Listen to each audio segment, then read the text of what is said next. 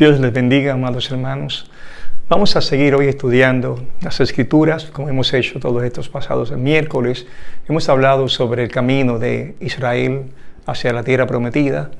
Y finalmente, la semana pasada hablamos de la rebelión que no les permitió definitivamente entrar a la tierra que Dios le había prometido. Vamos a leer a manera de repaso Números, capítulo 14, versículo 22. Recuerden que es la nación que sale y que luego de 2 años de Dios haberles tratado en el desierto con diferentes pruebas para madurar su fe, y luego de haberle entregado la ley, la palabra de Dios, su palabra reveladora para la nación, luego que suben al monte Sinaí, y ya llegando a la entrada de conquistar la tierra que Dios les había entregado, recordamos que envían 2 espías y los 2 espías dan un reporte, y ellos, en vez de concentrarse en las bendiciones que habían en la tierra, más bien miraron a los enemigos que debían conquistar y tuvieron temor. Dios se enoja por la incredulidad que aquellos hombres tienen. 10 espías, 2 reportaron diciendo que Dios les daría la victoria, ¿verdad? Caleb y Josué. Y vamos a leer exactamente qué Dios dijo sobre esa nación cuando en ese momento rechazaron entrar a la tierra prometida. En Números, si usted ve las Escrituras, capítulo 14 y verso 22, la Biblia dice: todos los que vieron mi gloria y mis señales que he hecho en Egipto y en el desierto, y me han tentado ya 10 veces, y no han oído mi voz, no verán la tierra, la cual juré a sus padres. No, ninguno de los que me han irritado la verá. Noten, hermanos, que es interesante. Dice que ellos tentaron a Dios 10 veces. Dios le juró a sus padres y también a la misma nación que les entraría a esa tierra, mas en el camino, en 10 ocasiones, habían manifestado rebelión e incredulidad, no solo contra Dios, sino contra Moisés. Y finalmente, cuando llegan a la entrada de lo que Dios les escogió para bendecirles, una tierra de reposo, de paz, todo lo contrario a la esclavitud que tuvieron en Egipto, era todo lo contrario de la pobreza y de la tristeza, de la esclavitud, a la riqueza, a la tranquilidad, al reposo. Ellos, una vez más rebeldes, muestran su incredulidad, y Dios, ya en este instante, Él decide que toda la generación, no solo algunos, toda la generación que sale, excepto Caleb y Josué, iban a entrar. Imagínense, de esas personas, cientos de miles de personas, todas ellas quedaron postradas en el desierto. Quiere decir que fracasaron. En el verso 30 del capítulo 14 de Números, dice: vosotros a la verdad no entraréis en la tierra por la cual alcé mi mano y juré que os haría habitar en ella, exceptuando a Caleb, hijo de Jefone, y a Josué, hijo de Nun. Dios prometió, pero no se pudo llevar a cabo la promesa de Dios, no porque Dios sea infiel, sino por la incredulidad. Hay que decir que el Dios soberano, que todo lo puede, solo se detiene cuando hay incredulidad. Mientras creemos, Dios se mantiene haciendo sus grandes cosas. Pero nuestra rebeldía, nuestra incredulidad hace que hasta lo prometido por Dios no lo podamos recibir. Dios no fracasó en el intento. Dios no fracasó en su promesa. Aunque juró por su mano, no podía entrar una nación que, rebelde, rechazando la gracia de Dios y rechazando su misericordia, tantas veces, más de 10 veces, haya pecado contra Dios. Era un rechazo contra la persona de Dios. La intención de Dios es bendecirnos. La intención de Dios es salvarnos. La intención de Dios es prosperarnos. Pero cuando nosotros nos mantenemos con dureza en contra de su palabra y en contra de sus mandamientos, Dios no puede hacer lo que quiere hacer por culpa de nuestra incredulidad. Vamos pues entonces a mirar eso en Hebreos, capítulo 2. El libro de Hebreos, epístola a los Hebreos, entre tantas cosas nos enseña el cuidado que debemos tener con nuestra relación espiritual. De hecho, en Hechos capítulo 2 y versículo 1 dice las Escrituras: por tanto, es necesario que con más diligencia atendamos a las cosas que hemos oído, no sea que nos deslicemos. Porque si la palabra dicha por medio de los ángeles fue firme, y toda transgresión y desobediencia recibió justa retribución, ¿cómo escaparemos nosotros si descuidamos una salvación tan grande? La cual, habiendo sido anunciada primeramente por el Señor, no fue confirmada por los que oyeron. Notamos en esas escrituras que hay una preocupación para que no nos deslicemos o para que no descuidemos una salvación tan grande. Y luego la escritura va a mostrarnos una analogía entre lo que le pasó al pueblo rebelde que no pudo entrar a la tierra prometida y lo que nos podría pasar a nosotros. Es una advertencia para que no seamos como ellos. Y vamos a mirar qué dice las Escrituras en Hebreos capítulo 3, 7 en adelante, sobre esa experiencia, esa interpretación que nos da las Escrituras en el Nuevo Testamento sobre el Antiguo Testamento, para que tú y yo nos guardemos y tengamos diligencia y no nos deslicemos. En Hebreos capítulo 3 y versículo 7, y obviamente esto es una invocación o un recuerdo de Israel en el desierto. En Hebreos 3, 7 dice: por lo cual, como dice el Espíritu Santo, si oyereis hoy su voz, no endurezcáis vuestros corazones como en la provocación en el día de la tentación en el desierto. Noten que habla de oír a Dios, y noten que dice que no tengamos la reacción de endurecer nuestro corazón. ¿Qué es endurecer el corazón? Es simplemente cuando oímos pero no respetamos, oímos pero no obedecemos, oímos pero nos hacemos insensibles. Es una actitud que tomamos de no querer recibir, no querer obedecer, no querer someternos. Es algo voluntario. Cuando usted oye algo y lo quiere hacer, es porque lo quiere de veras. Y cuando usted lo rechaza, es porque usted ha decidido que no es para usted. Pues esta nación, cada vez que escuchaban a Dios hablar, rechazaban la palabra. Si Dios decía: tomen el maná, pero no todos los días, ellos lo tomaban todos los días y aprendían cuando ya se corrompía que no debía ser hecho. Cuando Dios le dijo que no fueran idólatras, tan pronto Moisés sube al monte Sinaí a recibir las leyes y tarda algún tiempo, ellos hacen un ídolo. Durante todo el tiempo, a pesar de que son vueltos al desierto y Dios les va hablando sobre su palabra y ya le entregó en el monte Sinaí los mandamientos y las ordenanzas y la forma de adoración, con todo lo que oyeron, seguían siendo rebeldes, esto es, con un corazón duro hacia Dios. En Hechos capítulo 7, 40 en adelante, quiero leerles la descripción que da el libro de Hechos sobre aquellos días de Israel en el desierto. En Hechos 7, 40 dice, hablando sobre su rebelión, cuando Moisés subió al monte Sinaí, dice: y cuando dijeron a Aarón, Hechos 7, 40 estoy leyendo: haznos dioses que vayan delante de nosotros, porque a este Moisés que nos sacó de la tierra de Egipto, no sabemos qué le haya acontecido.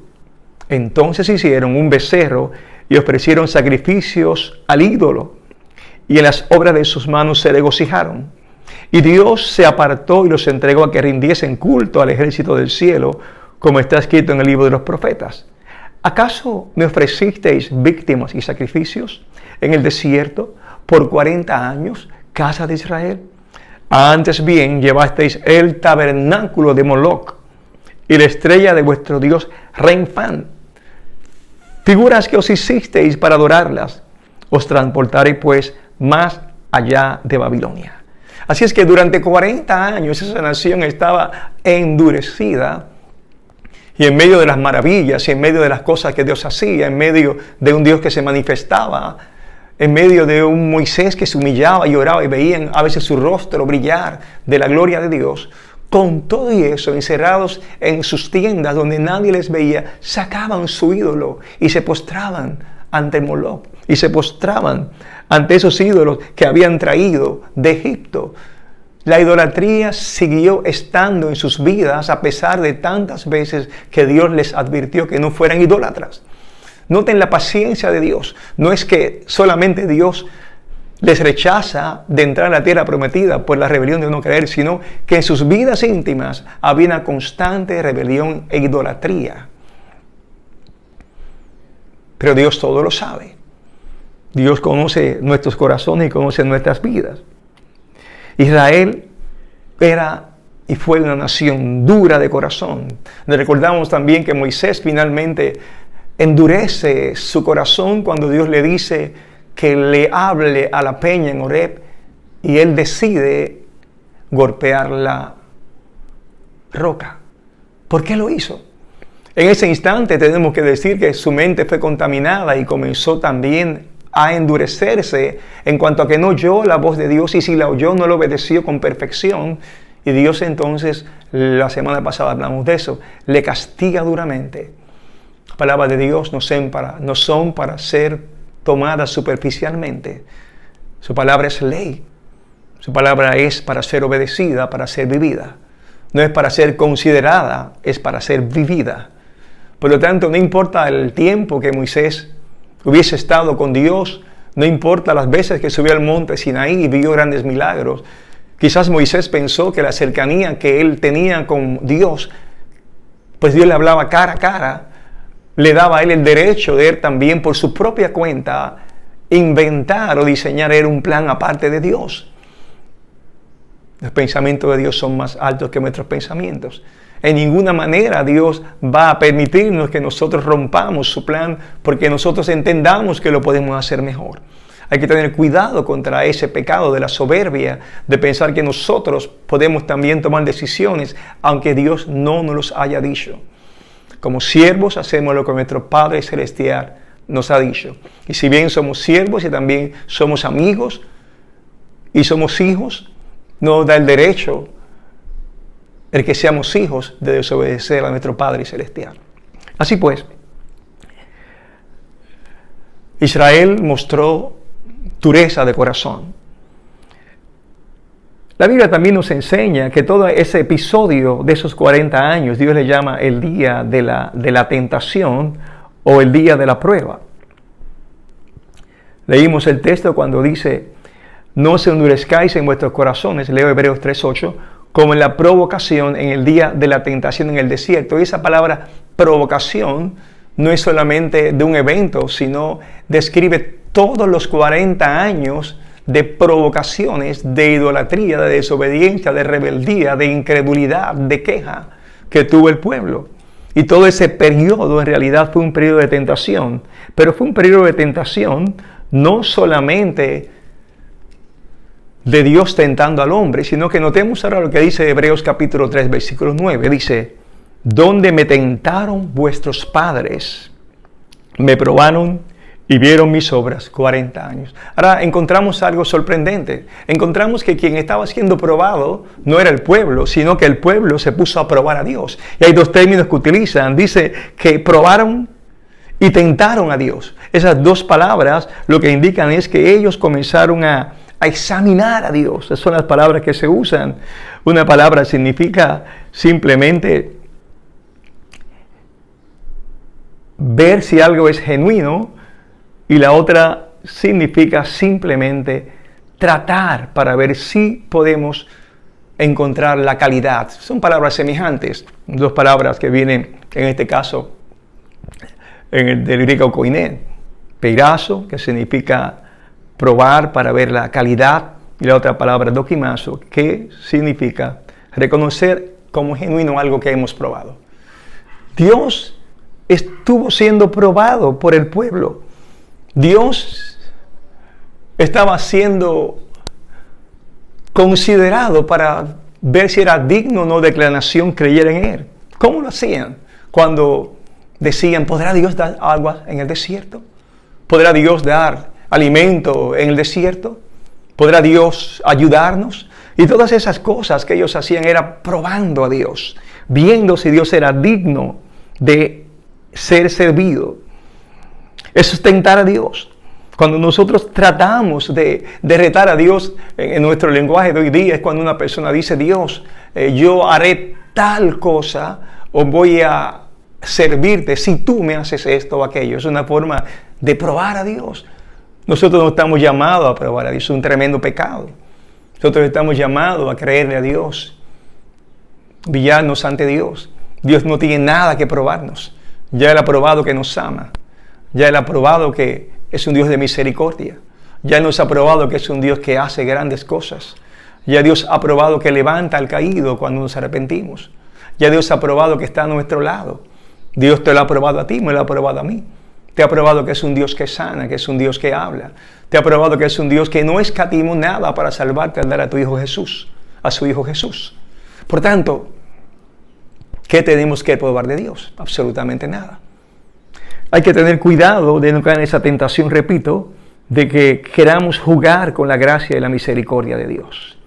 ¿Y qué ocurrió, luego de que ellos probaron a Dios? Dios se cansa. En el versículo 10 dice, a causa de lo cual me disgusté contra esa generación, y dije, siempre andan vagando en su corazón y no han conocido mis caminos. Por tanto, juré en mi ira, no entrarán en mi reposo. Dos palabras muy interesantes. Esa nación disgustó a Dios, claro está, por todo lo que hemos dicho, pero hay dos palabras que nos indican el estado de la intimidad del corazón de ellos. Primera es que andan siempre vagando en su corazón.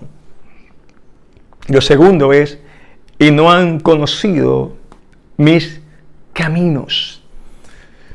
Vagando en su corazón, lo que significa es que siempre iban alejados de la verdad, siempre estaban en su corazón pensando en el pasado y estaban en el campamento, pero su alma y sus labios y su boca muy lejanos de Dios.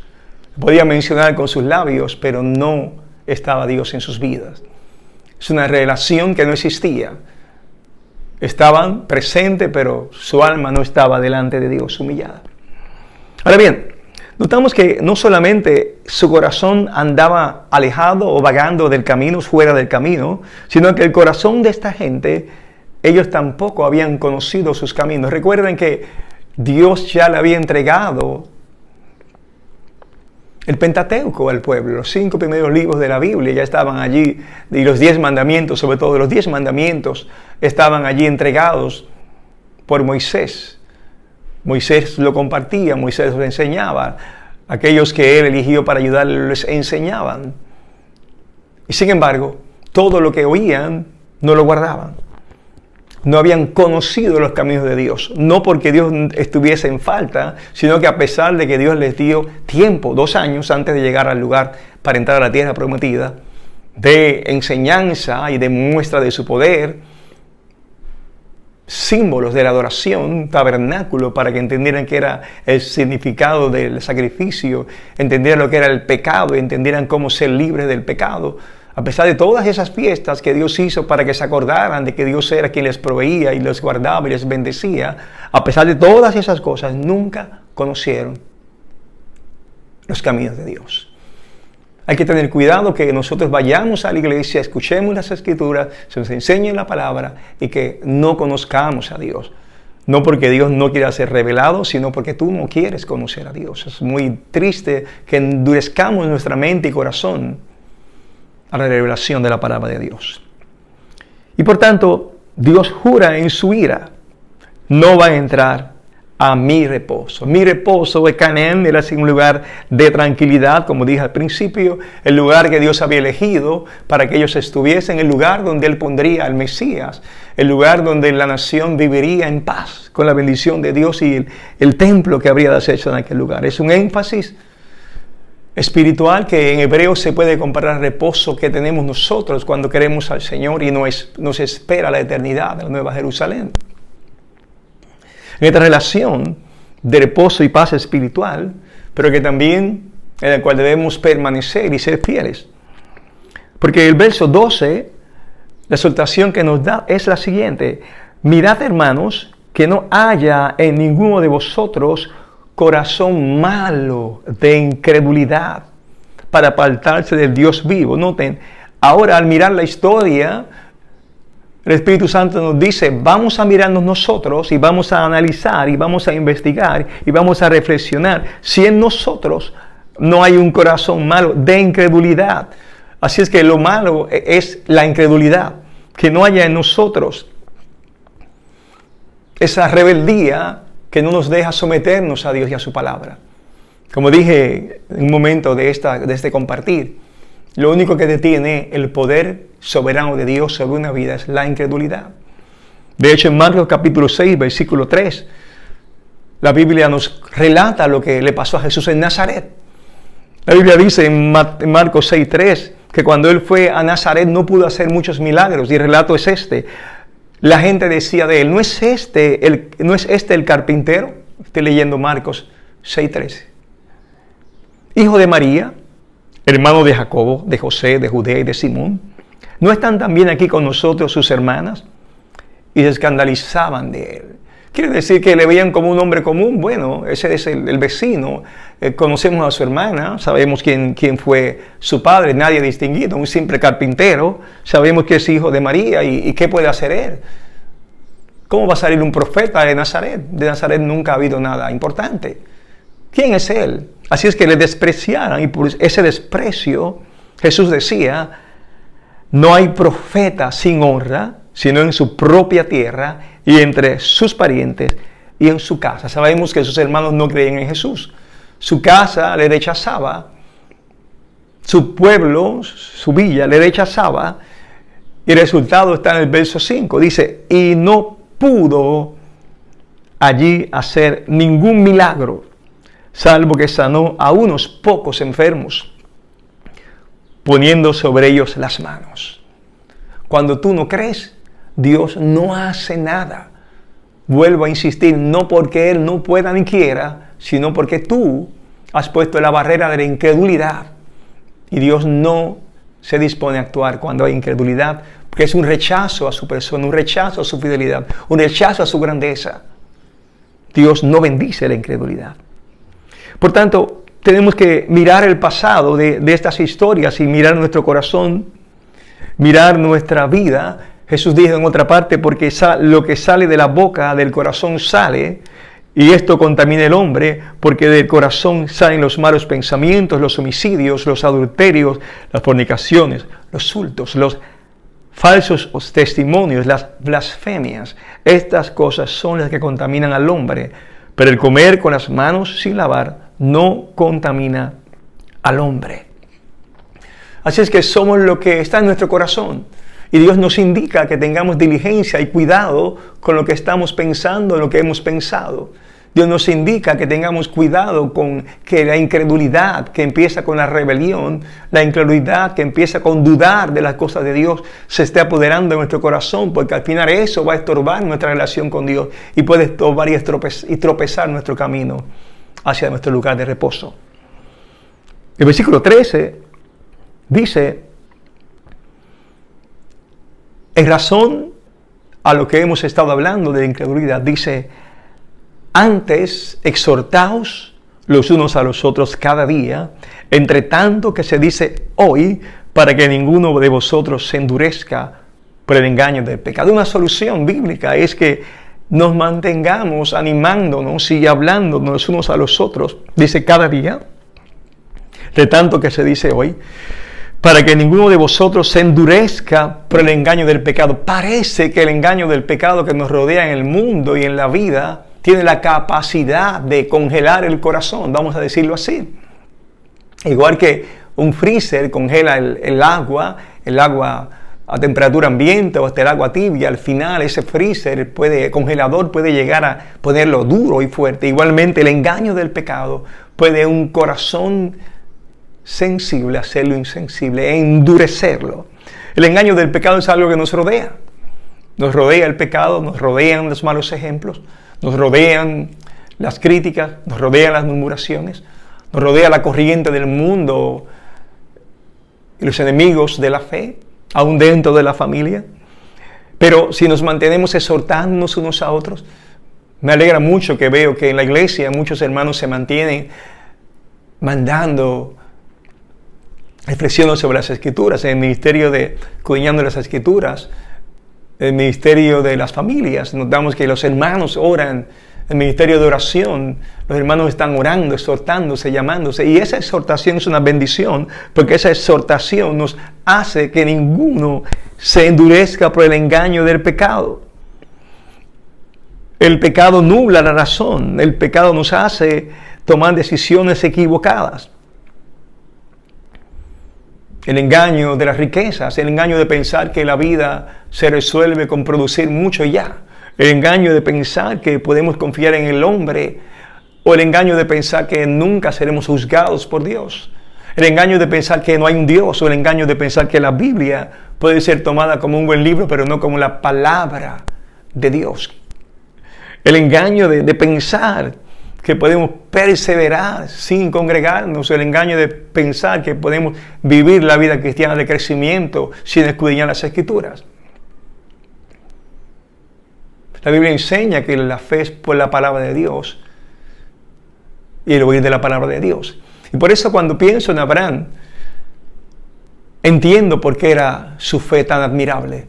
Como creo que he dicho en otras ocasiones, Abraham no tenía nada para él investigar y poder reflexionar sobre la fe. Pero usted y yo, Dios nos ha entregado absolutamente toda revelación completa. Las Escrituras, exhortación que te dan los hermanos, exhortación que viene del pastor, las enseñanzas bíblicas, testimonios de tanta gente que han visto la gracia de Dios en sus vidas y tú también las has visto. Por tanto, nosotros no tenemos razón alguna para ser incrédulos. Tenemos que creerle a Dios sus promesas. De hecho, en Hebreos 3:14 en adelante voy a finalizar diciendo estos textos, porque somos hechos participantes de Cristo con tal que retengamos firme hasta el fin nuestra confianza del principio. Dios nos llama a mantener la fidelidad. Dios te llama a que recuerdes las promesas de Él, que confíes en Él, que no tengas temor y que esperes en Él, que obedezcas todos los principios bíblicos para tu vida y tu familia, y entonces serás prosperado y todo te saldrá bien. Es nuestra oración que puedas poner por obra lo que Dios nos ha enseñado en su palabra en este día. Oremos todos. Señor Dios, todopoderoso y bueno, gracias por recordarnos a través de las Escrituras cómo debemos mantener nuestra fe y guardarnos, Señor, de no desobedecerte, Señor, y guardarnos, Padre, de no creer a tu palabra. Oro para que tu Espíritu Santo nos redarguya y para que todos, confiando en ti, esperemos en tus promesas. Gracias, Padre, en el nombre de Jesús. Amén. Que el Señor Jesucristo les bendiga, amados hermanos. Gracias por este tiempo de haber compartido y gracias por habernos escuchado.